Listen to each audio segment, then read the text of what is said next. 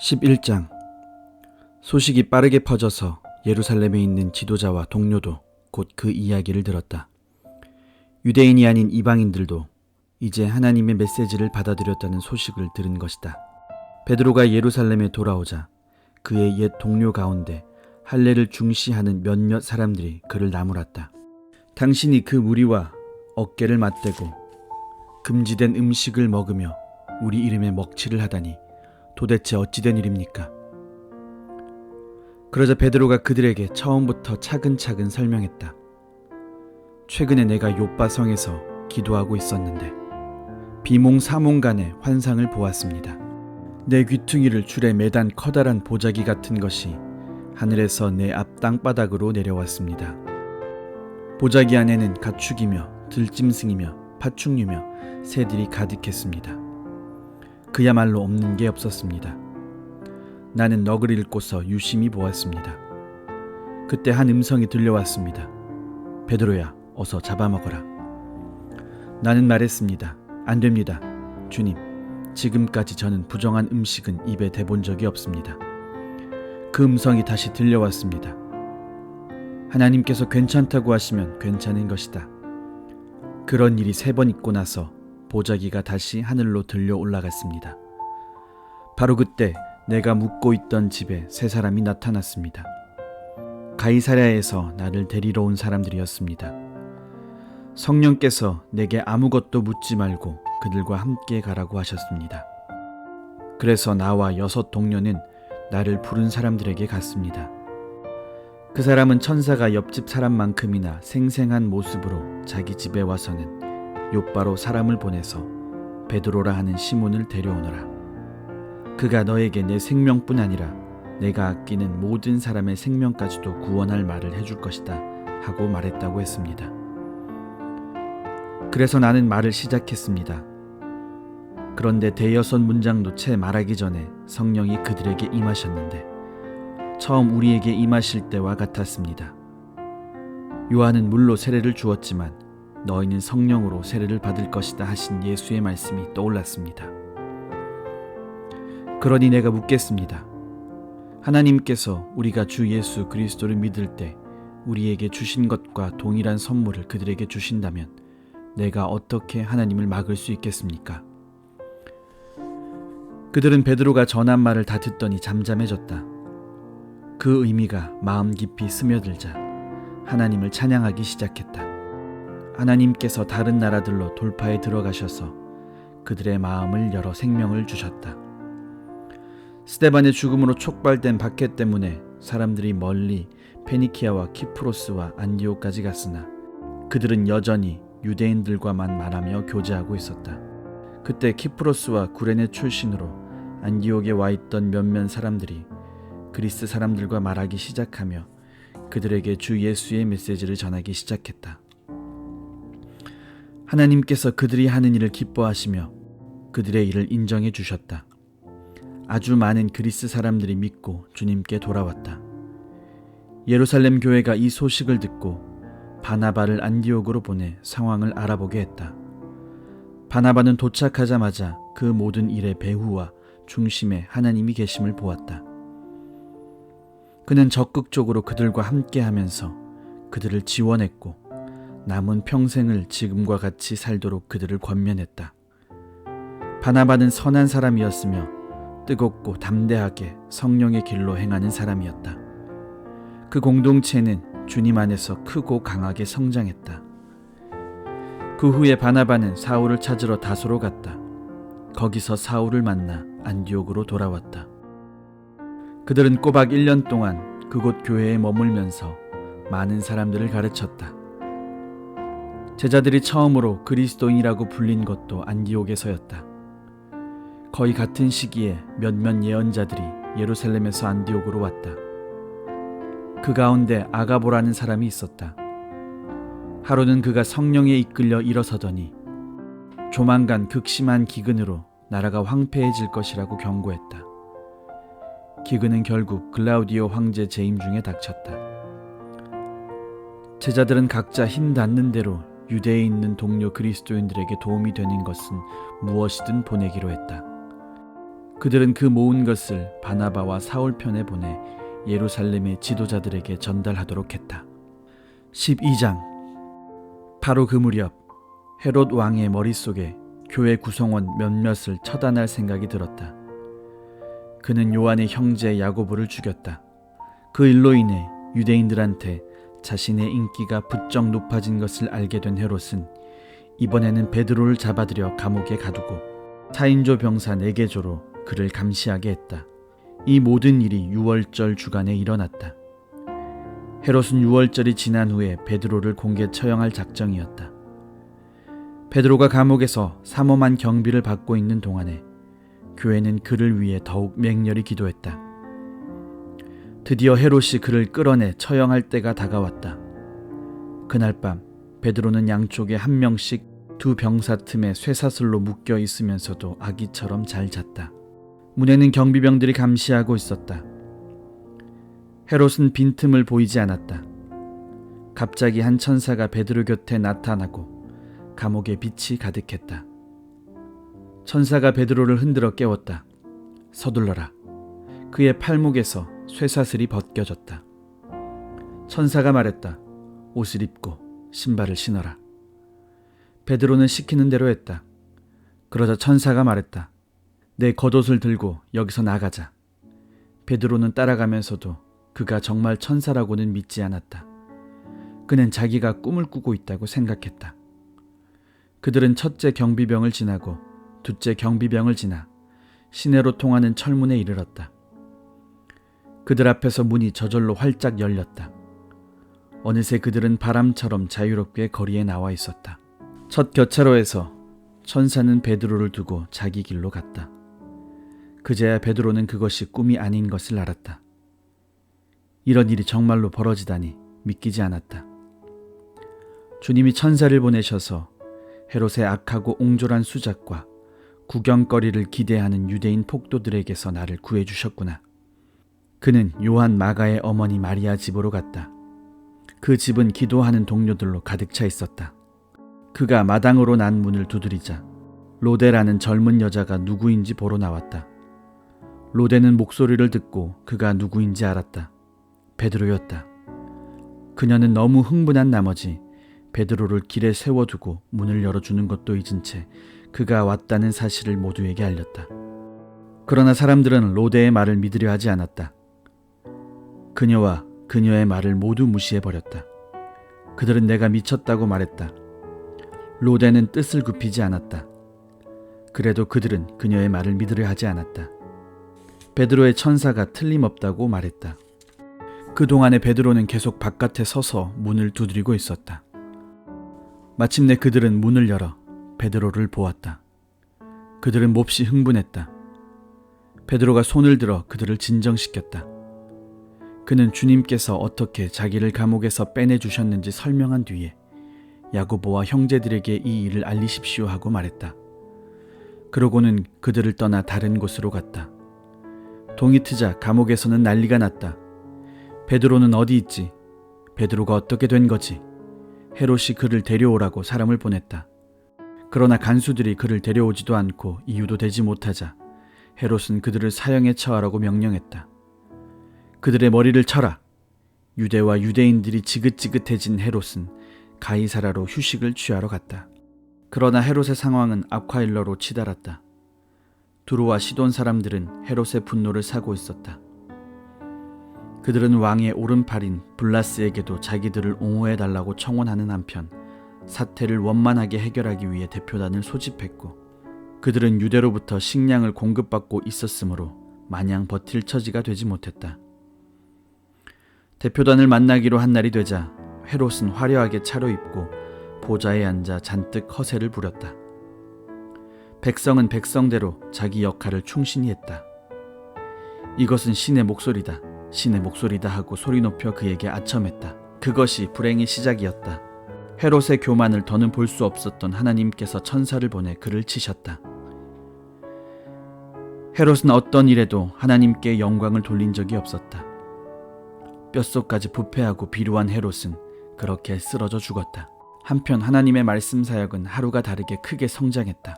바나바와 사울은 예루살렘 교회에 구제 헌금을 전달하고 나서 안디옥으로 돌아왔다. 이번에는 마가라 하는 요한도 데리고 왔다. 13장. 복되게도 안디옥의 회중에게는 예언자, 설교자와 교사들이 많았다. 바나바 리게르라고 하는 시므온, 구레네 사람 루기오, 통치자 헤롯의 조언자 마나엔 사울. 하루는 그들이 인도하심을 바라며 금식하고 하나님을 예배하는데 성령께서 말씀하셨다. 바나바와 사울을 따로 세워 내가 그들에게 명하는 일을 맡겨라. 그들은 그 두 사람을 세웠다. 그리고 간절함과 순종하는 마음으로 금식과 기도 가운데 안수하여 두 사람을 떠나보냈다. 성령께서 새로운 사명을 받아 길을 떠난 바나바와 사울은 실루기아로 내려가 키프로스로 가는 배에 올랐다. 살라미에 닿자마자 그들은 가장 먼저 유대인의 여러 회당에서 하나님의 말씀을 전했다. 그들은 자신들을 도와줄 동료로 요한을 데리고 갔다. 그들은 섬 전역을 다니다가 바보에서 유대인 마술사와 마주쳤다. 그는 애를 써서 총독 서기오 바울의 신임을 얻어낸 사람이었다.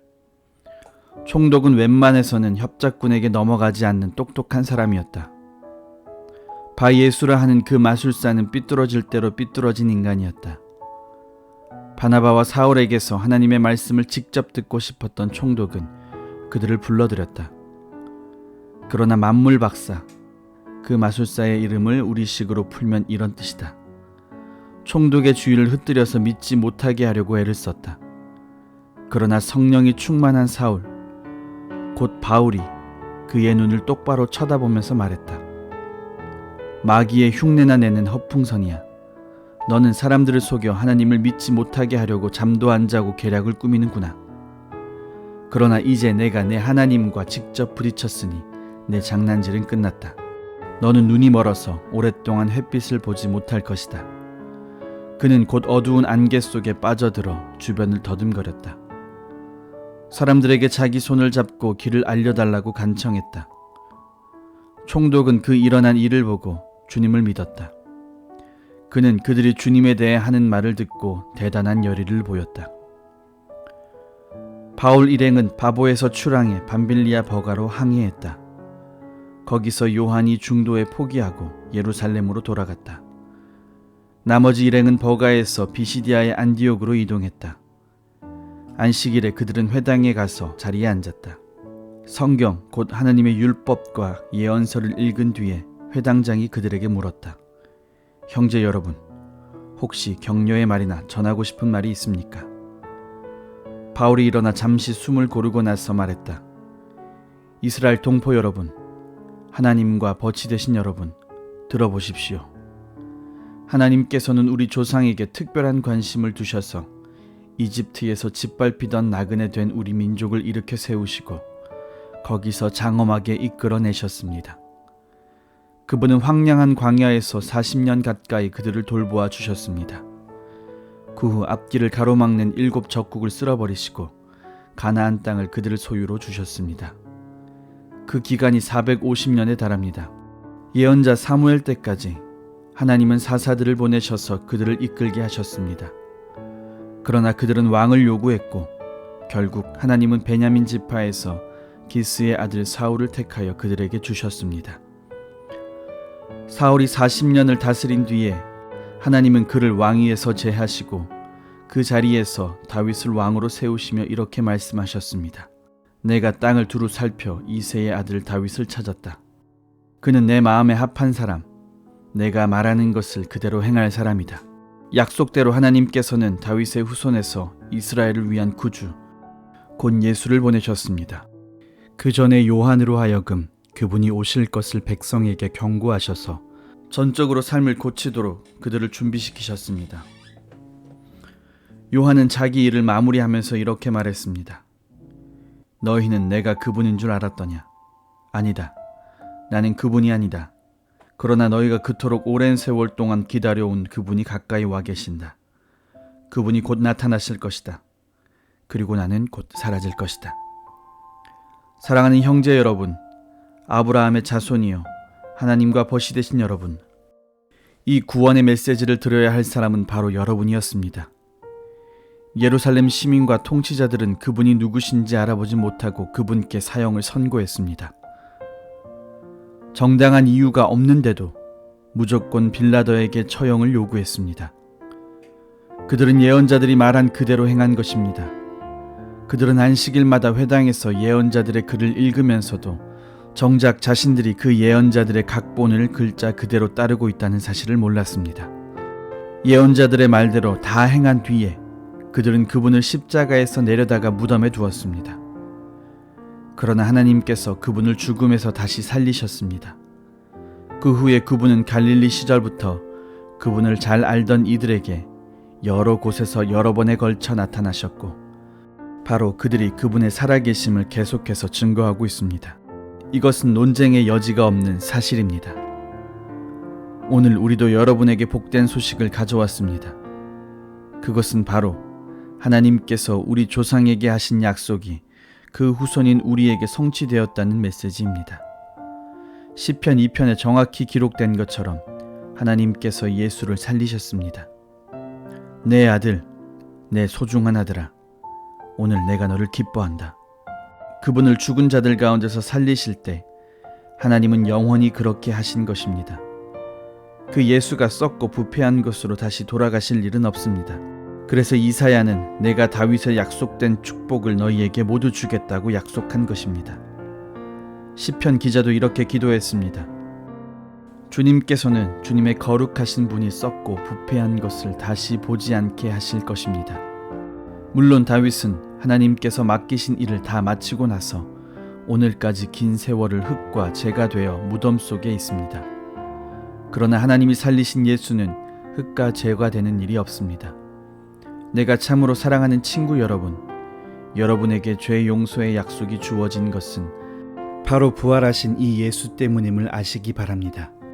그분은 모세의 율법이 결코 해낼 수 없었던 일을 믿는 사람들 안에서 모두 성취하십니다. 부활하신 이 예수를 믿는 사람은 누구나 하나님 앞에서 선하고 의롭고 온전하다고 선포됩니다. 이것을 가볍게 여기지 마십시오. 다음과 같은 예언자의 설교가 여러분을 묘사한 것 같이 되어서는 안 될 것입니다. 조심하여라 비웃는 자들아. 뚫어지게 보아라. 너희의 세상이 산산조각 나는 것을. 내가 바로 너희 눈앞에서 일을 행할 것인데 그 일이 눈앞에 닥쳐도 너희는 믿지 않을 것이다. 예배가 끝나자 바울과 바나바는 다음 안식일에도 설교해달라는 초청을 받았다. 모임이 끝나자 많은 유대인과 유대교 개종자들이 바울과 바나바를 따라갔다. 두 사람은 그들과 긴 대화를 나누면서 그들이 시작한 삶, 곧 하나님의 은혜와 그 은혜 안에 사는 삶에 머물러 있으라고 권면했다. 다음 안식일이 돌아오자 도시 전체가 하나님의 말씀을 들으려고 모여들었다. 일부 유대인들이 그 무리를 보고는 시기심에 휩싸여 바울을 심하게 비난했다. 그들은 바울의 말을 일일이 반박하여 소란을 피웠다. 그러나 바울과 바나바는 물러서지 않았다. 그들은 자신들의 입장을 굽히지 않고 이렇게 말했다. 본래 하나님의 말씀은 유대인 여러분에게만 먼저 전해지도록 되어 있었습니다. 그러나 여러분은 그 말씀에 관여할 마음이 전혀 없고 영원한 생명에 대해서도 아무 관심과 마음이 없었음을 아주 분명히 했습니다. 그래서 모든 이방인에게 문이 열렸습니다. 우리는 그 문을 통해 나아가면서 하나님께서 명령하신 대로 행합니다. 그분께서 이렇게 말씀하셨습니다. 내가 너로 모든 민족의 빛으로 세웠다. 너는 온 땅과 바다 끝까지 구원을 선포할 것이다. 이 말을 들은 이방인들은 자신들이 받은 복이 믿기지 않을 만큼 좋았다. 참된 생명을 얻도록 정해진 사람들은 모두 하나님을 믿었다. 그들은 그 생명을 받아들임으로써 하나님의 말씀을 존귀히 여겼다. 이 구원의 메시지는 그 지역 곳곳으로 들불처럼 퍼져나갔다. 일부 유대인들이 그 성에 존경받는 여자들과 지도자급 남자들을 선동해서 그들의 소중한 생활 방식이 곧 훼손될 것이라고 믿게 했다. 그 말에 놀란 그들은 바울과 바나바를 적대하면서 강제로 내쫓았다. 바울과 바나바는 마음에서 그 일을 떨쳐버리고 다음 성인 이고니온으로 향했다. 행복한 두 제자는 기쁨과 성령이 흘러넘쳤다. 14장. 바울과 바나바는 이고니온에 도착하여 늘 하던 대로 유대인 회당에 가서 메시지를 전했다. 메시지는 유대인과 이방인 양쪽 모두를 설득시켰다. 그 수가 적지 않았다. 그러나 믿지 않는 유대인들이 바울과 바나바에 대한 허위 사실을 유포하여 사람들의 마음에 불신과 의혹의 씨를 뿌렸다. 두 사도는 거기 오랫동안 머물면서 거리낌 없이 드러내놓고 담대히 말했다. 그들은 하나님의 선물에 관한 확실한 증거를 제시했고 하나님은 기적과 이적으로 그들의 사역을 확증해 주셨다. 그러나 그때 여론이 갈라져 유대인 편에 서는 사람도 있고 두 사도 편에 서는 사람들도 있었다. 어느 날 유대인과 이방인으로 구성된 한 무리가 지도자들의 지휘하에 자신들을 습격하려는 것을 알게 된 두 사람은 루가오니아와 루스드라, 더베와 인근 성으로 급히 피했다. 그들은 거기서도 메시지를 전했다. 루스드라에 걷지 못하는 사람이 있는데 그는 태어날 때부터 걷지 못해 앉아서 지냈다. 그 사람이 바울의 말을 듣고 있었다. 바울이 그의 눈을 들여다보고는 그가 하나님의 일을 위해 준비되었고 믿으려고 하는 것을 알았다. 바울은 모두가 들을 수 있게 큰 소리로 말했다. 일어서시오. 그 사람은 순식간에 일어섰고 마치 평생 걸어 다닌 사람처럼 걷기도 하고 껑충껑충 뛰기도 했다. 무리가 바울이 한 일을 보고 흥분해서 루기오니아 말로 외쳤다. 신들이 내려오셨다. 이 사람들은 신이다. 그들은 바나바를 제우스라고 부르고 바울을 헤르메스라고 불렀다. 인근 제우스 신당의 제사장이 행렬을 준비했다. 소와 깃발과 사람들이 문 앞에까지 늘어서서 제사를 준비했다. 바나바와 바울이 마침내 사태를 파악하고는 그들을 말렸다. 그들은 팔을 흔들어 행렬을 저지하고 외쳤다. 도대체 무엇을 하는 것입니까? 우리는 신이 아닙니다. 우리도 여러분과 같은 사람입니다. 우리는 여러분에게 메시지를 전하기 위해 여기에 왔습니다. 신이니 뭐니 하는 어리석은 미신을 버리고 살아계신 하나님을 받아들이도록 여러분에게 권하려고 온 것입니다. 우리가 하나님을 만들 수 없습니다. 하나님께서 인간과 만물, 하늘과 땅과 바다와 그 안에 있는 모든 것을 만드셨습니다. 우리 앞선 세대는 하나님께서 각 나라마다 자기 길을 가게 두셨습니다. 그러나 그때에도 하나님께서는 아무 단서 없이 버려두신 것이 아닙니다. 그분이 좋은 자연을 만들어 주셨고 비를 내려주셨으며 풍작을 주셨습니다. 여러분의 배가 부르고 마음이 즐거운 것은 여러분의 행위로는 누릴 수 없는 하나님의 선하심에 대한 증거였습니다. 그들이 급히 열변을 토하고 나서야 그들은 신으로 모시려는 무리의 제사 행렬을 겨우 막을 수 있었다. 그 후에 유대인들 일부가 안디옥과 이고니온에서부터 바나바와 바울을 쫓아와서 변덕스러운 무리를 부추겨 그들에게 악감정을 품게 했다. 그 무리가 의식을 잃을 정도로 바울을 때리고 성 밖으로 끌고 가 죽도록 내버려 두었다. 그러나 제자들이 그를 둘러서자 바울은 의식을 되찾고 일어났다. 그는 다시 성 안으로 들어가서 이튿날 바나바와 함께 더베로 떠났다. 바울과 바나바는 더베에서 메시지를 선포하고 든든한 기둥이 될 제자들을 세운 뒤에 오던 길로 되돌아가서 루스드라와 이고니온에 거쳐 안디옥에 이르렀다. 그들은 제자들의 삶에 힘과 기운을 북돋아주고 처음에 믿은 것을 굳게 붙들어 거기서 떠나지 말라고 당부했다. 그것이 쉽지 않을 것이라는 것을 그들에게 분명히 말했다. 누구든지 하나님 나라에 지원하는 사람은 반드시 많은 어려움을 겪어야 합니다. 바울과 바나바는 각 교회의 지도자들을 신중하게 뽑았다. 그들은 금식하고 더욱 간절히 기도를 드리고 나서 지금까지 자신들의 삶을 의탁했던 주님께 새로 뽑은 지도자들을 맡겨드렸다. 두 사람은 비시디아를 지나 밤빌리아로 되돌아왔고 버가에서 메시지를 전했다. 마침내 그들은 아탈리아에 도착해서 배를 타고 처음 출발점인 안디옥으로 돌아왔다. 하나님의 은혜로 시작해서 이제 하나님의 은혜로 무사히 돌아온 것이다. 그들은 그곳에 도착하자마자 교회 회중을 모아놓고 그동안의 여행을 보고했다. 하나님께서 어떻게 자신들을 사용해서 믿음의 문을 활짝 열어주셨는지, 그래서 어떻게 모든 민족이 교회로 들어올 수 있게 되었는지를 자세히 이야기했다.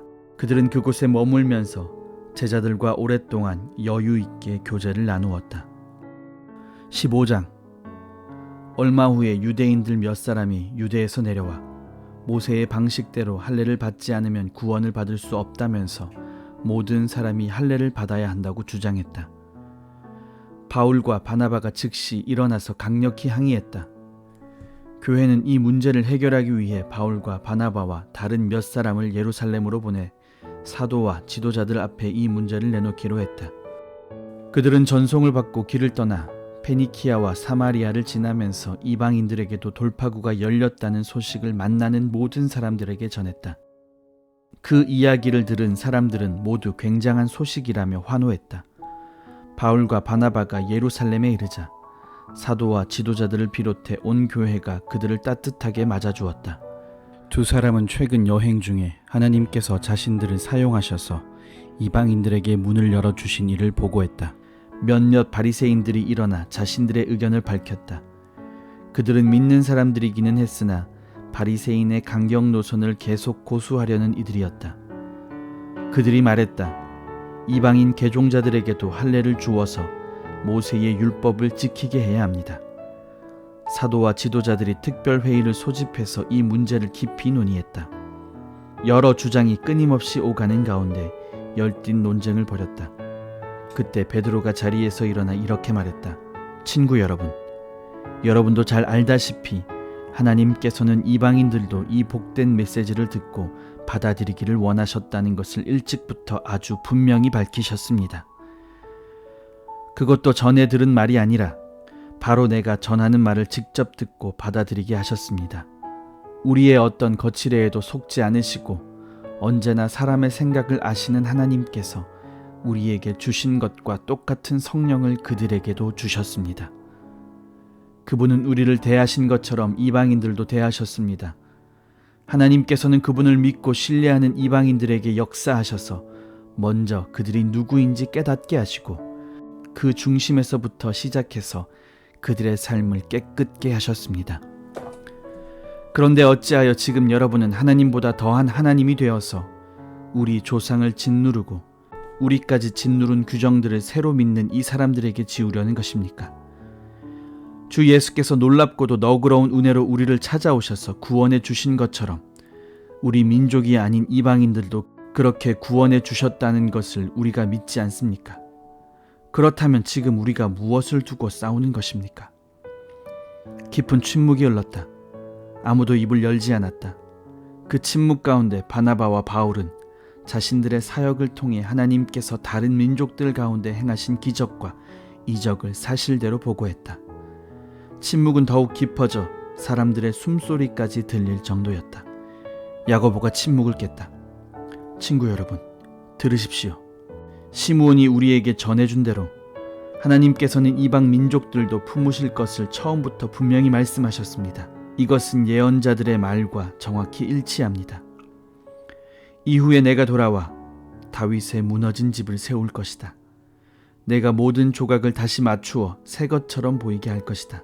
이방인들도 구하는 자는 찾게 되고 갈 곳을 얻게 되며 모든 이방 민족도 내가 하는 일을 알게 될 것이다. 하나님께서 이렇게 말씀하셨고 이제 그 말씀대로 행하고 계십니다. 이것은 느닷없이 일어난 일이 아닙니다. 그분은 처음부터 이렇게 하실 것을 알고 계셨습니다. 그러니 내 판단은 이렇습니다. 우리는 주님께로 돌아오는 이방인들에게 불필요한 짐을 지우지 말아야 합니다. 우리가 그들에게 편지를 써서 이렇게 말하는 것이 좋겠습니다. 우상과 관계된 활동에 관여하지 않도록 조심하고 성생활과 결혼의 도덕을 지키며 유대인 그리스도인들에게 거슬리는 음식, 이를테면 피 같은 것은 내놓지 마십시오. 이것은 모세가 전한 기본 지혜입니다. 이것은 우리가 안식일을 지켜 모일 때 지금까지 어느 도시에서나 수백 년 동안 전하고 지켜온 것입니다. 사도와 지도자와 모든 사람들이 거기에 동의했다. 그들은 교회에서 상당히 비중 있는 바사바라하는 유다와 실레를 택하고 바울과 바나바와 함께 그들 편으로 다음 편지를 안디옥으로 보냈다. 여러분의 형제인 사도와 지도자들이 안디옥과 시리아와 길리기아에 있는 우리 형제들에게 편지합니다. 평안하십니까? 우리 교회의 몇몇 사람들이 여러분을 혼란스럽고 당황스럽게 하는 말을 했다는 소식을 들었습니다. 알아두십시오. 우리는 그들에게 아무런 권한도 준 적 없습니다. 그들은 우리가 보낸 사람들이 아닙니다. 우리는 우리를 대표할 사람을 뽑아서 우리의 귀한 형제인 바나바와 바울과 함께 여러분에게 보내기로 만장일치로 결의했습니다. 우리는 여러분이 신임할 만한 사람, 곧 유다와 실라를 뽑았습니다. 그들은 우리 주 예수 그리스도를 위해 몇 번이나 죽음까지도 마다하지 않은 사람들입니다. 우리는 그들이 여러분을 대면해서 우리가 쓴 내용이 사실임을 확증해 주도록 그들을 내보냅니다. 성령과 우리는 꼭 필요한 최소한의 책임 외에는 여러분에게 어떤 무거운 짐도 지어서는 안 된다고 생각합니다. 여러분은 우상과 관련된 활동에 관여하지 않도록 조심하고 유대인 그리스도인들에게 거슬리는 음식, 이를테면 피 같은 것은 내놓지 말며 성생활과 결혼의 도덕을 지키십시오. 이런 지침만 따르면 우리 사이에는 뜻이 맞고 돈독한 관계가 충분히 유지될 것입니다. 하나님께서 여러분과 함께 하시기를 바랍니다. 그들은 안디옥으로 떠났다. 그들은 그곳에 도착해서 교회 회중을 모아놓고 편지를 읽어주었다. 사람들은 크게 안도하고 기뻐했다. 훌륭한 설교자인 유다와 실라는 많은 격려와 소망의 말로 새로운 동료들에게 힘을 실어주었다. 어느새 돌아갈 때가 되었다. 새로운 동료들 모두가 웃음과 포옹으로 그들을 전송했고 유다와 실라는 자신들을 보낸 이들에게 보고하러 가기 위해 길을 떠났다. 바울과 바나바는 안디옥에 머물면서 하나님의 말씀을 가르치고 전했다. 그러나 그들은 혼자가 아니었다. 당시 안디옥에는 가르치고 전하는 사람들이 많이 있었다. 며칠 후에 바울이 바나바에게 말했다. 전에 우리가 하나님 말씀을 전하던 각 도시로 돌아가서 거기 있는 동료들을 방문하고 어떻게 지내는지 알아봅시다. 바나바는 일명 마가라 하는 요한도 데려가고 싶어 했다. 그러나 바울은 그와 함께 하고 싶지 않았다. 상황이 힘들어지자 밤빌리아에서 그들을 두고 떠났던 이 중도 포기자를 데려갈 마음이 없었던 것이다. 언성이 높아지더니 결국 그들은 갈라섰다. 바나바는 마가를 데리고 배편으로 키프로스로 갔다. 바울은 실라를 택해 주님의 은혜를 구하는 동료들의 인사를 받으며 시리아와 길리기아로 갔다. 그곳에서 회중에게 힘과 기운을 북돋아 주었다. 16장. 바울은 먼저 더베로 갔다가 그 후에 루스드라로 갔다. 거기서 그는 경건한 유대인 어머니와 그리스 사람 아버지 사이에서 태어난 디모데라는 제자를 만났다. 루스드라와 이고니온에 있는 형제들은 디모데가 아주 훌륭한 청년이라고 다들 입을 모아 말했다. 바울은 그를 선교 사역에 영입하고 싶었다. 그는 그 지역에 사는 유대인들에게 걸림이 되지 않도록 디모데를 따로 데려다가 먼저 할례를 주었다. 그의 아버지가 그리스 사람이라는 것을 모두가 알고 있었기 때문이다. 바울 일행은 각 도시를 다니면서 예루살렘의 사도와 지도자들이 작성한 간단한 지침을 제시해 주었다.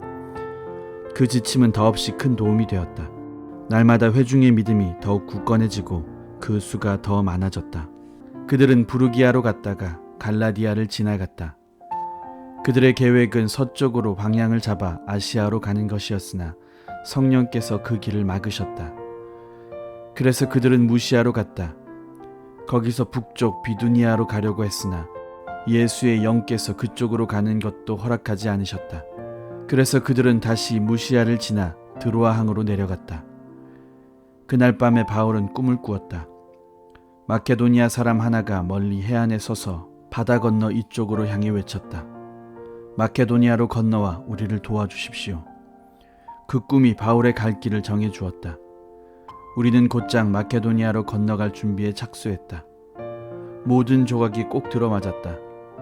이제 하나님께서 유럽 사람들에게 복된 소식을 전하라고 우리를 부르셨음을 확신했다. 드로아 항을 떠나 사모드라게로 직행했다. 이튿날 네아폴리에 배를 대고 거기서부터 걸어서 빌립보로 갔다. 빌립보는 마케도니아의 주요 도시이자 더 중요하게는 로마의 식민지였다. 우리는 거기서 며칠을 묵었다. 안식일에 우리는 시내를 벗어나 기도 모임이 있다는 곳을 향해 강을 따라 내려갔다. 우리는 그곳에 모여있는 여자들 곁에 자리를 잡고서 그들과 이야기를 나누었다. 그들 가운데 값비싼 직물 파는 루디아라는 여자가 있었다. 루디아는 두아디라 출신의 상인인데 하나님을 경외하는 여자로 알려져 있었다. 우리의 말을 열심히 듣던 중에 주님께서 루디아에게 믿는 마음을 주셨다. 그래서 그녀는 믿었다. 루디아는 자기 집에 있는 모든 사람과 함께 세례를 받은 뒤에 우리를 대접하고 싶은 마음에 이렇게 말했다. 내가 이 일에 당신들과 하나이며 참으로 주님을 믿는 줄로 당신들이 확신한다면 우리 집에 오셔서 머물러 주십시오. 우리는 주저했으나 그녀는 절대로 우리의 거절을 받아들일 태세가 아니었다. 하루는 기도 장소로 가다가 한 여종과 우연히 마주쳤다. 그 여자는 점을 쳐서 자기 주인들에게 많은 돈을 벌어주는 점쟁이였다. 그 여자는 바울을 따라다니면서 이 사람들은 지극히 높으신 하나님을 위해 일하고 있습니다. 여러분을 위해 구원의 길을 놓고 있습니다 하고 소리치며 모든 사람의 이목을 우리에게 집중시켰다. 그 여자가 며칠을 그렇게 하자 바울은 너무도 성가셨다. 그가 돌아서서 그 여자를 사로잡고 있는 귀신에게 명령했다. 예수 그리스도의 이름으로 명한다. 나오너라. 이 여자에게서 나오너라. 그러자 그 명령대로 귀신이 떠나가 버렸다. 그 여자의 주인들이 자신들의 돈벌이 되는 사업이 순식간에 망한 것을 알고는 바울과 실라를 쫓아가서 우격다짐으로 그들을 붙잡아 광장으로 끌고 갔다. 그러자 경비대가 그들을 체포해 법정으로 끌고 가서 고발했다. 이 자들은 평화를 어지럽히고 있습니다. 우리 로마 법과 질서를 파괴하는 위험한 유대인 선동자들입니다. 어느새 무리는 흥분한 폭도로 변해 있었다. 판사들은 폭도와 한편이 되어서 바울과 실라의 옷을 찢어버리고 그들에게 공개 태형을 명령했다. 그들은 시퍼런 멍이 들도록 그 두 사람을 때린 뒤에 감옥에 가두고 탈출은 꿈도 꾸지 못하도록 삼엄하게 감시하라고 간수에게 명령했다. 간수는 명령대로 감시가 가장 삼엄한 감옥에 그 두 사람을 가두고 발에 족쇄를 채웠다. 자정쯤에 바울과 실라가 기도하며 힘차게 하나님을 찬송했다. 다른 죄수들은 자신들의 귀를 의심했다. 그때 난다없이 큰 지진이 일어났다. 감옥이 흔들리며 감옥 문이 모두 열렸고 죄수들을 묶어 놓은 것들도 다 풀렸다. 간수가 잠을 자다가 놀라서 깨어보니 감옥 문이 다 열려 제멋대로 흔들리고 있었다. 그는 죄수들이 탈출한 줄 알고 어차피 자신은 죽은 목숨이라는 생각에 칼을 뽑아 자살하려고 했다. 그때 바울이 그를 말렸다. 그러지 마시오. 우리 모두가 여기 그대로 있습니다. 아무도 달아나지 않았습니다. 관수는 횃불을 들고 급히 안으로 들어갔다. 그는 부들부들 떨면서 바울과 실라 앞에 무너지듯 주저앉았다. 그는 그들을 감옥 바깥으로 데리고 나와서 물었다. 선생님, 내가 어떻게 하면 구원을 얻어 참으로 살 수 있겠습니까? 그들이 말했다. 주 예수를 온전히 믿으시오. 그러면 당신이 바라는 참된 삶을 살게 될 것입니다. 당신 집안의 사람들도 모두 마찬가지입니다. 그들은 주님에 대한 이야기를 자세히 설명해 주었다. 그 이야기를 할 때 그의 가족 모두 함께 있었다. 그날 모두가 꼬박 밤을 새웠다. 간수는 그들이 편히 쉴 수 있도록 했고 상처를 싸매 주었다. 그러고 나서 그와 가족 모두가 세례를 받았다. 아침까지 기다릴 수 없었던 것이다. 축하의 뜻으로 그는 자기 집에서 음식을 대접했다. 잊지 못할 밤이었다. 그와 온 가족이 하나님을 믿었다. 집안 모든 사람이 기뻐하며 잔치를 벌였다. 동이 트자 법정 판사들이 관리들을 보내어 지시했다. 그 사람들을 풀어주어라. 간수가 바울에게 그 말을 전했다. 판사들한테서 지시가 왔는데 선생님들은 이제 자유의 몸이 되었습니다. 축하합니다. 평안히 가십시오. 그러나 바울은 꿈쩍하지 않았다. 그가 관리들에게 말했다. 저들은 로마 시민 신분이 확신한 우리를 공개적으로 때리고 감옥에 가두었습니다. 그런데 이제 와서 아무도 모르게 우리를 보내겠다는 말입니까? 그렇게는 못하겠습니다. 여기서 우리를 내보내려면 저들이 직접 와서 환한 대낮에 우리를 데리고 나가야 할 것입니다. 관리들이 이 말을 보고하자 판사들이 당황했다. 그들은 바울과 실라가 로마 시민인 줄은 전혀 몰랐다. 그들은 급히 와서 사과했다. 그러고 두 사람을 감옥에서부터 직접 호송해 나가면서 그들에게 그 도시를 떠나달라고 간청했다. 감옥에서 나온 바울과 실라는 곧장 루디아의 집으로 가서 동료들을 다시 만났다. 믿음 안에서 그들을 격려하고 길을 떠났다. 17장. 그들은 남쪽 길을 택해 암비볼리와 아볼로니아를 지나 데살로니가로 갔다. 그곳에는 유대인 공동체가 있었다. 바울은 평소 하던 대로 그 시내의 회당으로 가서 3번의 안식일 동안 성경을 가지고 말씀을 전했다. 그는 그들이 평생 읽어온 성경 본문의 뜻을 풀어주었다. 그들로 하여금 메시아께서 반드시 죽임을 당하고 죽은 자들 가운데서 살아나야 하며 그 밖에 다른 길은 없으며 지금 여러분에게 소개하는 이 예수가 바로 그 메시아라는 사실을 깨닫도록 해주었다. 그들 가운데 일부가 설득되어 바울과 실라에게 합류했다. 그 중에는 하나님을 경외하는 그리스 사람들이 아주 많았고 귀족층 여자들도 여럿 있었다. 그러나 강경파 유대인들은 그들의 개종에 격분했다. 시기심에 휩싸인 그들은 거리에 사나운 불량배들을 끌어모아 시내의 공포 분위기를 조성하며 바울과 실라를 추적했다. 그들은 바울과 실라가 야손의 집에 있는 줄 알고 그곳으로 쳐들어갔다. 거기서 2 사람을 찾지 못하자 그들은 야손과 그 친구들을 대신 붙잡아 시원로 앞으로 끌고 갔다. 그러고는 미친 듯이 소리쳤다. 이들은 세상을 무너뜨리려는 자들입니다. 이제 우리 문 앞까지 나타나서 우리가 소중히 여기는 모든 것을 공격하고 있습니다. 예수가 왕이고 황제는 아무것도 아니라고 말한 이 반역자와 배반자들을 야손이 숨겨주고 있습니다. 시원로들과 모여든 사람들은 그 말을 듣고 크게 놀랐다. 그들은 고발 내용을 조사하는 한편 야손과 그 친구들에게서 보석금을 두둑히 받고 그들을 풀어주었다. 그날 밤에 형제들이 어둠을 틈타 바울과 실라를 신속히 성읍 밖으로 빼냈다. 그들은 그 2를 베레아로 보냈고 거기서 2 사람은 다시 유대인 공동체를 만났다. 그곳 사람들은 데살로니가 사람보다 훨씬 나았다. 그곳의 유대인들은 바울이 전하는 소식을 열정적으로 받아들였고 그가 하는 말이 성경적 근거가 있는지 알아보려고 날마다 그를 만나 성경을 연구했다. 그들 가운데 많은 이들이 믿는 사람이 되었는데 그 중에는 공동체에서 유력하고 영향력 있는 남녀 그리스 사람들도 많았다. 그러나 바울이 베레아에서 다시 하나님의 말씀을 전하고 있다는 보고가 데살로니가의 강경파 유대인들에게 들어갔다. 그들은 지체하지 않고 대응했다. 거기서도 무리를 모아 소란을 일으킨 것이다. 바울은 형제들의 도움을 받아 그들을 따돌리고서 배를 타고 바다로 나갔다. 실라와 디모데는 뒤에 남았다. 바울의 피신을 도와준 사람들은 아테네까지 그를 데리고 가서 거기에 그를 두고 떠났다. 떠나는 그들 편에 바울은 되도록 빨리 오라는 전가를 실라와 디모데에게 보냈다. 아테네에서 실라와 디모데를 기다리는 기간이 길어질수록 바울은 그곳에 우상이 가득한 것을 보고 큰 분노를 느꼈다. 그 도시는 우상 천지였다. 그는 그 문제로 유대인 및 그들과 뜻이 맞는 다른 사람들과 더불어 유대인 회당에서 토론했다. 그리고 날마다 거리에 나가서 만나는 사람 누구하고나 이야기를 나누었다. 그런 대화를 통해 그는 에피쿠로스 학파와 스토아 학파 지식인 몇 사람과도 잘 알게 되었다. 그들 가운데는 이런 어리석은 사람을 봤나 하고 빈정대며 바울의 말을 일축하는 사람들도 있었다. 그러나 바울이 전하는 예수와 부활 이야기에 귀를 기울이며 당신의 이야기는 신에 관한 새로운 관점이요, 더 들어봅시다 하고 관심을 보이는 사람들도 있었다. 그 사람들이 함께 모여서 바울에게 아레오바고 법정에서 공개적으로 설명해 줄 것을 요청했다. 그것은 주변이 한결 조용한 곳이었다. 그들이 말했다.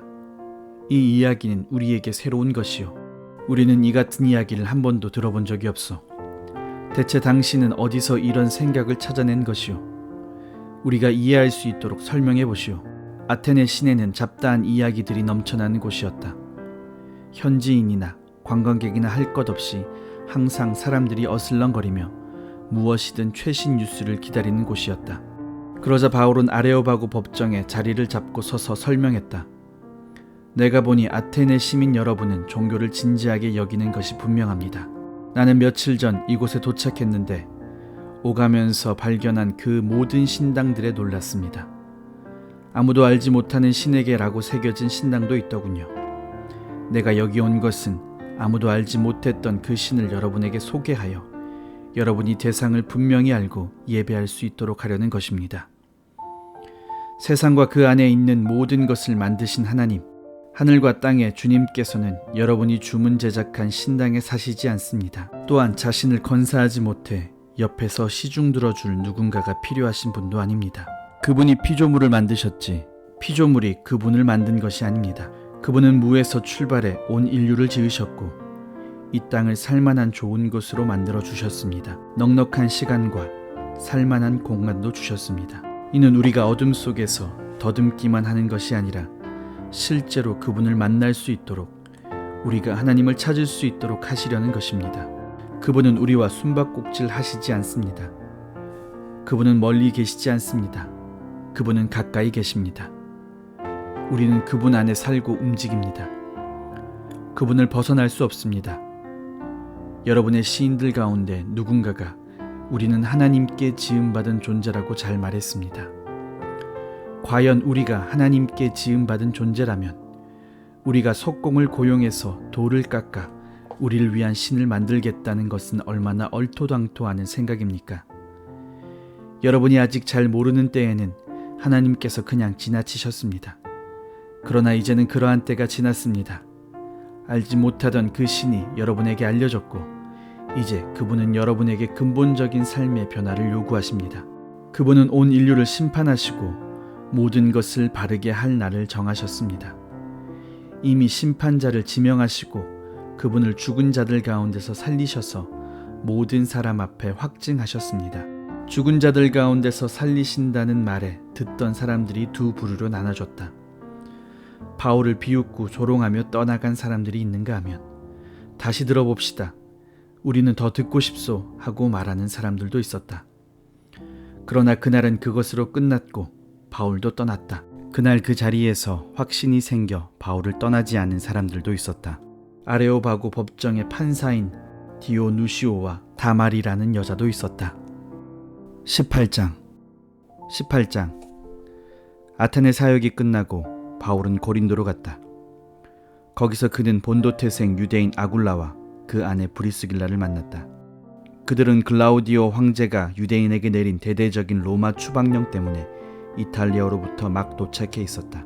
바울은 그들의 집에 묵으면서 그들과 천막 만드는 일을 함께했다. 그는 안식일마다 회당에 가서 유대인과 그리스 사람 모두에게 예수에 대한 확신을 심어주려고 최선을 다했다. 마게도니아에서 실라와 디모데가 오자 바울은 말씀을 전하고 가르치는 일에 전념할 수 있었다. 그는 예수가 하나님의 메시아라는 사실을 유대인들에게 설득시키려고 했었다. 그러나 뜻대로 되지 않았다. 유대인들이 한 일이라고는 사사건건 논쟁을 일삼고 그의 말을 반박하는 것이 전부였다. 몹시 화가 난 바울은 결국 그들에게 크게 실망해서 소용없는 일로 여기고 손을 뗐다. 그렇다면 여러분 마음대로 하십시오. 여러분이 뿌린 씨앗은 여러분이 거두게 될 것입니다. 이제부터 나는 다른 민족들을 위해 내 시간을 쓰겠습니다. 바울은 그곳을 떠나 유대인의 회당 바로 옆에 사는 디도 유스도의 집으로 갔다. 그는 하나님을 경외하는 사람이었다. 유대인들을 향한 바울의 수고가 전혀 헛되지는 않았다. 회당장 그리스보가 주님을 믿은 것이다. 그와 함께 그의 온 가족도 믿었다. 바울의 말을 듣는 중에 아주 많은 고린도 사람들이 믿고 세례를 받았다. 어느 날 밤 주님께서 바울의 꿈에 나타나 말씀하셨다. 계속 밀고 나가거라. 누구에게든지 겁을 먹거나 침묵해서는 안 된다. 무슨 일이 있어도 내가 너와 함께하니 아무도 너를 해칠 수 없다. 이 도시에 내 편에 서 있는 사람이 얼마나 많은지 너는 모른다. 그 한마디 말로 바울은 끝까지 견딜 수 있었다. 그는 그곳에서 1년 반을 더 머물면서 고린도 사람들에게 하나님의 말씀을 신실하게 가르쳤다. 그러나 갈리오가 아가야 총독으로 있을 때 유대인들이 바울에 반대하는 운동을 벌여 그를 법정으로 끌고 가 고발했다. 이 자는 율법에 어긋나는 예배 행위를 하려고 사람들을 현혹하고 있습니다. 바울이 막 자신을 변호하려고 하는데 갈리오가 끼어들어 유대인들에게 말했다. 이것이 범죄 행위와 관련된 문제라면 내가 기꺼이 여러분의 말을 듣겠소. 그러나 내게는 이것이 유대인들이 종교를 두고 벌이는 끝없는 말다툼처럼 들리요. 여러분이 직접 해결하시오. 말도 안 되는 이런 문제로 신경 쓰고 싶지 않소. 그러고 나서 갈리오는 그들을 법정에서 내보냈다. 그러자 거리에 모여있던 무리가 신임 회당장 소스데네에게 달려들어 법정에서도 다 볼 수 있도록 그를 마구 때렸다. 그러나 갈리오는 손가락 하나 까딱하지 않았다. 조금도 개의치 않았던 것이다. 바울은 고린도에 조금 더 머물렀다.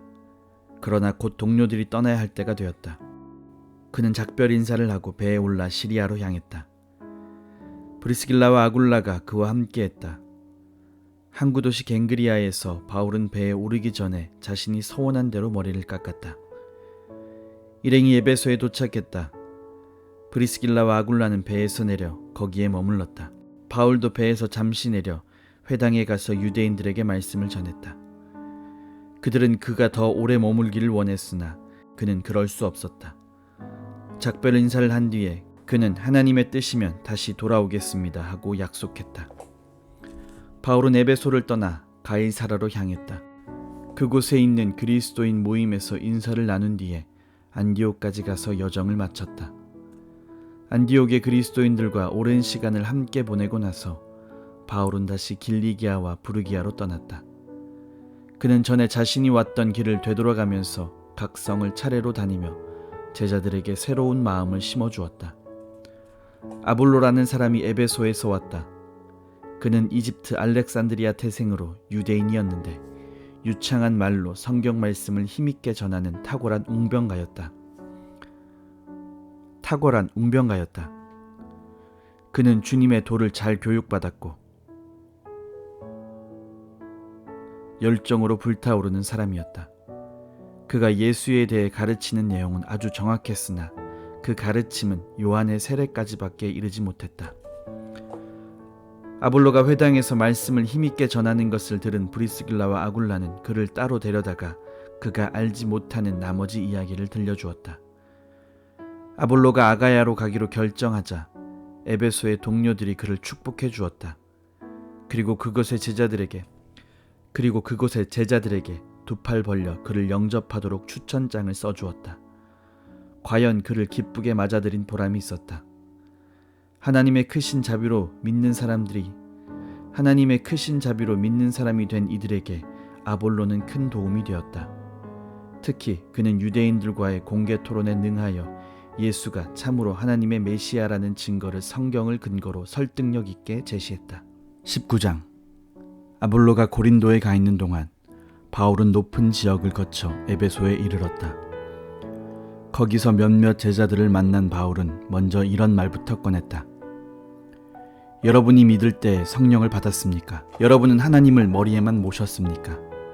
아니면 마음에도 모셨습니까? 그분이 여러분 안에 들어오셨습니까? 성령이라뇨? 하나님이 우리 안에 계신다고요? 그런 말은 처음 듣습니다. 그럼 세례는 어떻게 받습니까? 바울이 물었다. 요한의 세례를 받았습니다. 아, 그렇군요. 바울이 말했다. 요한은 자기 뒤에 오실 분을 받아들이도록 사람들을 준비시키기 위해 세례를 베풀었습니다. 그 세례는 과거와는 전혀 다른 삶을 살라는 요청이었습니다. 뒤에 오실 분은 바로 예수이셨습니다. 여러분이 요한의 세례를 받았다면 이제 진짜 세례인 예수를 맞을 준비가 된 것입니다. 그들은 참으로 준비되어 있었다. 그 말을 듣자마자 그들은 주 예수의 이름으로 세례를 받았다. 바울이 그들의 머리에 손을 얹자 성령께서 그들 안으로 들어오셨다. 그때부터 그들은 방언으로 하나님을 찬송하고 하나님께서 하신 일들을 이야기했다. 그날 거기 있던 사람들 모두 12명 정도였다. 그 후 바울은 곧바로 회당으로 갔다. 그는 석 달 동안 자유로이 회당에 드나들며 최선을 다해 하나님 나라의 일을 생생하고 설득력 있게 제시했다. 그러나 그때에 그들 가운데 일부가 그리스도인의 생활 방식에 대해 악한 소문을 퍼뜨리는 바람에 회중 사이에 저항이 생기기 시작했다. 바울은 제자를 데리고 그곳을 떠나 두란노 학교를 열고 날마다 거기서 강론했다. 그는 2년 동안 그 일을 하면서 아시아에 있는 모든 사람, 유대인뿐 아니라 그리스 사람까지 주의 메시지를 들을 수 있도록 충분한 기회를 주었다. 하나님께서 바울을 통해 강력하고도 비상한 일들을 행하셨다. 그 소문이 퍼지자 사람들은 바울의 살에 닿았던 옷까지, 곧 손수건과 목도리 같은 것을 가져다가 병자들에게 대기 시작했다. 그것을 대기만 해도 병자들이 깨끗이 나았다. 귀신을 축출하며 떠돌아다니는 몇몇 유대인들이 마침 시내에 와 있었다. 그들은 그 모든 일이 바울의 술수련이 생각하고 그 일을 자기들도 한번 해보았다. 그들은 악한 귀신의 피해를 입은 사람들에게 주 예수의 이름을 대면서 말했다. 내가 바울이 전하는 예수로 너에게 명한다. 유대인 대제사장인 스게와 7 아들도 어떤 사람에게 그렇게 하려고 하자 악한 귀신이 이렇게 되받았다. 내가 예수도 알고 바울도 들어보았지만 너희는 누구냐? 그때 귀신 들린 자가 포악해지더니 그들에게 뛰어올라 그들을 마구 때리고 옷을 찢었다. 그들은 옷이 벗겨진 채 피를 흘리면서 있는 힘을 다해 달아났다. 곧 이 일이 에베소 전역에 있는 유대인과 그리스 사람에게 알려졌다. 이 일의 배후와 중심에 하나님이 계신다는 인식이 퍼져나갔다. 바울에 대한 사람들의 호기심은 점차 주 예수를 높이는 마음으로 바뀌어갔다. 그렇게 믿게 된 많은 사람들이 자신의 정체를 밝히고 은밀히 행하던 마술에서 완전히 손을 뗐다. 온갖 종류의 마술사와 점쟁이들이 마술책과 주술책을 가지고 나타나서 그것들을 전부 불태워버렸다. 어떤 사람이 그 값을 계산해 보니 은화 5만이나 되었다. 이제 에베소에서 주님의 말씀이 최고이자 대세인 것이 분명해졌다. 이 모든 일이 있고 나서 바울은 마케도니아와 아가야로 이동했다. 거기서 그는 예루살렘으로 갈 때가 되었다고 판단했다. 그는 이제 나는 로마로 갑니다. 내가 로마를 꼭 보아야겠습니다 하고 말했다. 그는 자신의 조력자 가운데 디모데와 에라스도 2 사람을 마케도니아로 보내고 얼마 동안 아시아에 머물면서 남은 일을 마무리했다. 그러나 그가 떠나기 전에 이 돌을 두고 큰 소동이 벌어졌다. 데마드리오라 하는 은세공인이 아데미 여신의 신당을 제작하는 일을 했는데 사업이 번창하여 많은 장인을 두고 있었다. 그는 자신이 고용한 사람들과 그 외에 비슷한 일로 고용된 사람들을 모아놓고 말했다. 여러분도 잘 알다시피 우리는 이 사업으로 그럭저럭 먹고 살고 있습니다. 그런데 바울이라는 자가 끼어들어 손으로 만든 신 따위는 없다고 사람들에게 말하고 다녀 우리 일을 망치고 있습니다. 여기 에베소에서만 아니라 아시아 전역에서 많은 사람들이 그를 따르고 있습니다. 우리 사업만 무너질 위협에 처한 것이 아닙니다. 아데미의 영광스러운 명성도 흔적 없이 허물어질 지경입니다. 그렇게 되면 저 유명한 아데미 여신의 신전도 틀림없이 잔해 더미가 되고 말 것입니다. 온 세상이 우리 아데미 여신을 숭배하고 있으니 이것은 단순히 한 지역만의 문제가 아닙니다. 그 말에 사람들이 격분했다.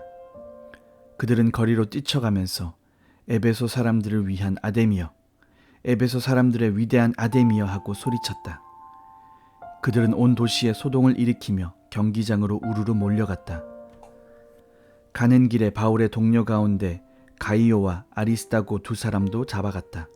바울도 경기장 안으로 들어가려 했으나 제자들이 말렸다.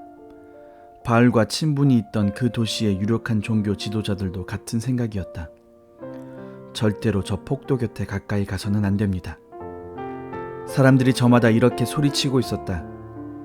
그들 대부분은 지금 무슨 일이 벌어지고 있는지, 자기가 왜 거기 있는지 모르고 있었다. 유대인들이 상황을 통제해 보려고 알렉산더를 앞으로 밀자 여러 파당들이 그를 자기네 편으로 끌어들이려고 아우성이었다. 그러나 그는 그들을 무시하고 엄숙한 손짓으로 폭도들을 조용히 시켰다. 하지만 그가 입을 여는 순간에 유대인이라는 사실이 밝혀지자 그들은 소리를 질러 그의 말을 막아버렸다.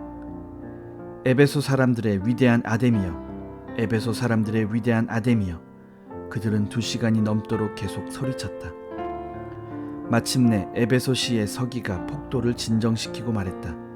시민 여러분, 우리의 사랑하는 도시 에베소가 영광스러운 아데미와 하늘에서 직접 떨어진 신성한 석상을 지키는 도시인 것을 모르는 사람이 어디 있습니까? 이것은 부인할 수 없는 사실이니 여러분은 자중하십시오. 이런 행동은 아데미에게 어울리지 않는 행동입니다. 여러분이 여기로 끌고 온 이 사람들은 우리 신전이나 우리 여신에게 해를 끼친 것이 하나도 없습니다. 그러니 데메드리오와 장인 조합은 민원이 있거든 법정에 가서 원하는 대로 고발하면 됩니다.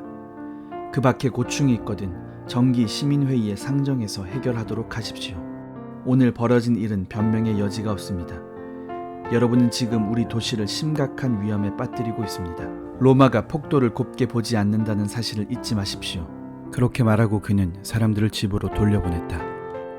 20장. 사태가 진정되자 바울은 제자들을 불러 모아 에베소에서 선한 일을 지속하도록 격려했다. 그러고 나서 작별 인사를 하고 마케도니아로 떠났다.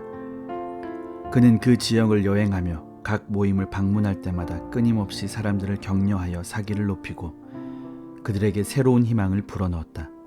그 후에 바울은 그리스로 가서 석 달을 머물렀다. 그가 배를 타고 시리아로 떠나려는데 유대인들이 그를 해치려는 음모를 꾸몄다. 그래서 그는 다시 마케도니아를 지나는 육로로 길을 바꾸어 그들을 따돌렸다.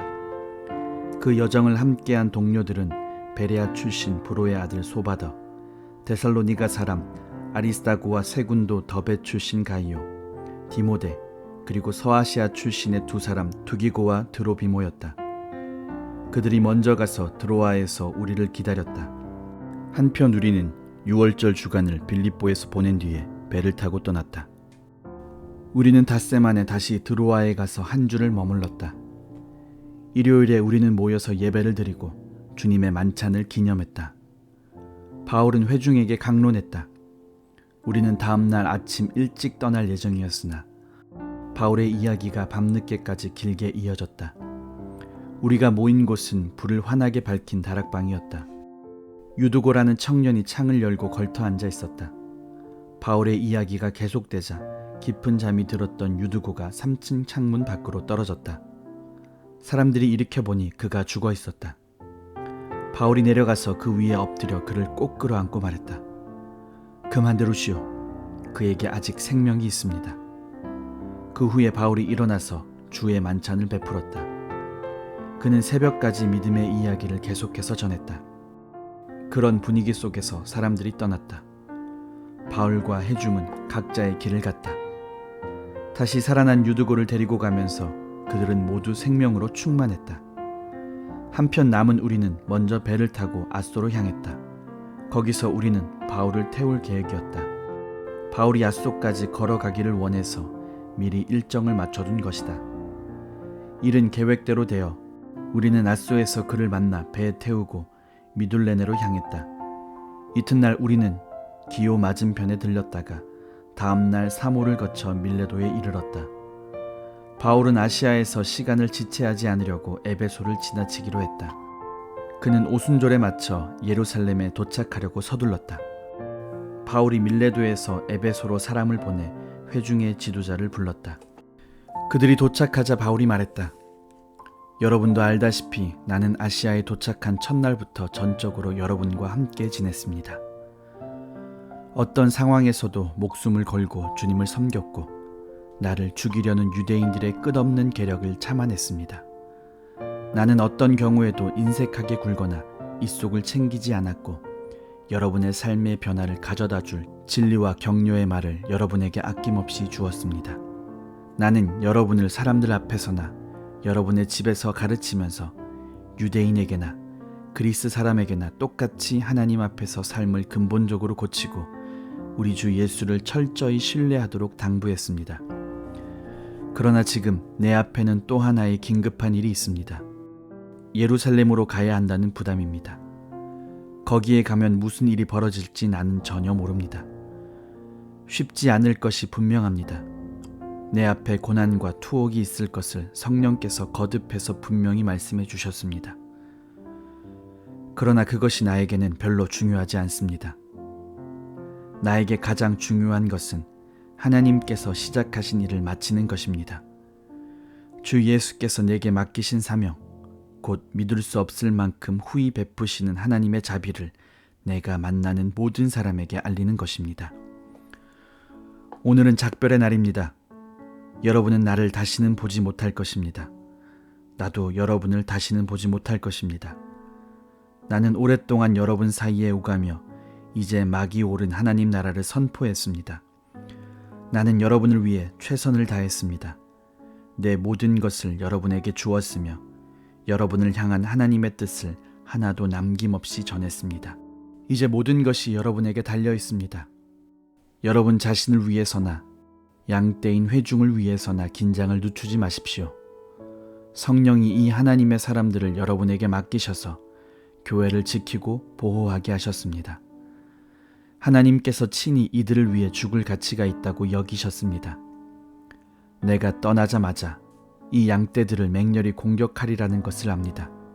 여러분의 무리 중에서 나온 자들이 제자들을 유혹해서 예수 대신에 자기들을 따르게 하려는 왜곡된 이야기를 할 것입니다. 그러니 늘 깨어 경계하십시오. 지난 3년 동안 내가 여러분과 함께 끝까지 포기하지 않고 견디면서 여러분 한 사람 한 사람에게 내 마음을 쏟았던 것을 잊지 마십시오. 이제 나는 여러분을 놀라우신 우리 하나님께 맡겨드립니다. 하나님의 은혜로운 말씀이 여러분을 그분이 원하시는 모습으로 만드실 수 있고 이 거룩한 형제들의 이 공동체에서 여러분에게 필요한 것을 다 공급해 주실 수 있습니다. 여러분이 잘 알다시피 나는 재물이나 유행에는 관심이 없습니다. 나는 내 자신과 또 나와 함께 일하는 사람들의 기본적인 필요를 맨손으로 해결했습니다. 무슨 일을 하든지 약한 사람들 편에서 일하고 그들이 이용하지 않아야 한다는 것을 여러분에게 본으로 보였습니다.